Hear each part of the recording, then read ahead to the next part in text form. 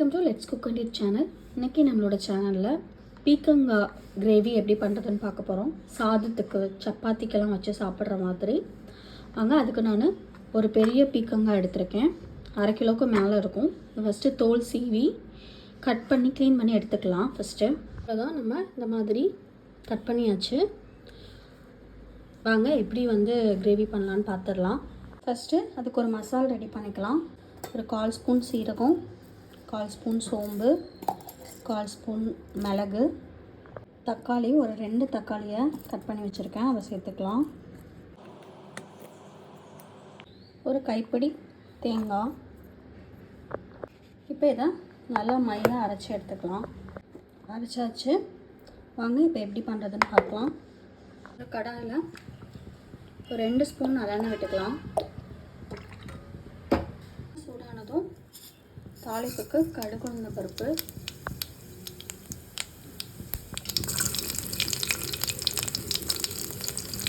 வெங்காயம், ஒரு பல்லாரி வெங்காயம் சின்னதாக கட் பண்ணி வச்சுருக்கேன், அதை சேர்த்துக்கிறேன். தேவையான அளவு உப்பு, நல்லா வதக்கிடலாம். வெங்காயம் வதங்குற டைம்லேயே நம்ம பீக்கங்காய் கட் பண்ணி வச்சுருக்கிற பீக்கங்காவை சேர்த்து அதோட சேர்த்து வதக்கிடலாம்.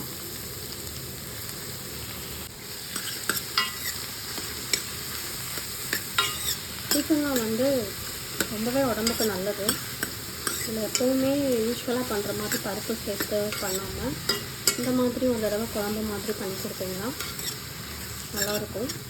இது ப்ரெஷர், சுகரு, சூடு, நிறைய விஷயத்துக்கு வயிற்றுப்புண்ணு எல்லாத்துக்குமே பீக்கங்காய் ரொம்பவே நல்லது.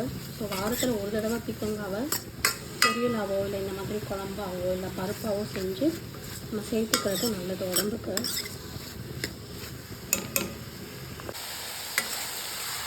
ஒரு 2 நிமிஷம் வதக்கினா போதும். அதுக்கப்புறம் மசாலா சேர்த்து அதோடு சேர்ந்து வதங்கட்டும். நம்ம அரைச்சி வச்சுருக்கிற தக்காளி, தேங்காய் அந்த பேஸ்ட்டை சேர்த்துடலாம். அதுக்கப்புறம் காரத்துக்கு தேவையான அளவு வத்தப்பொடி. எவ்வளோ காரம் சாப்பிடுவோமோ அதுக்கேற்ற மாதிரி சேர்த்துக்கோங்க.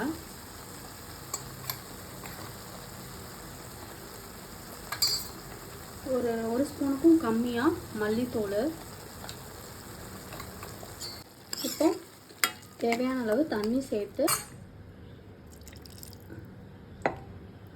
இப்போ இதை மூடி வச்சு ஒரு 10 நிமிஷம் குக் ஆகட்டும். 10 நிமிஷம் ஆயிடுச்சு.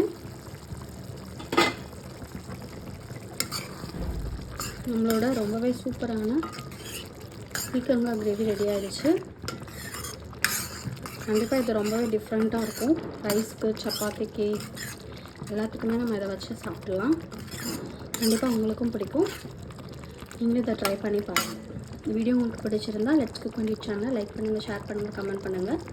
கண்டிப்பாக சப்ஸ்கிரைப் பண்ணுங்கள். தேங்க்யூ.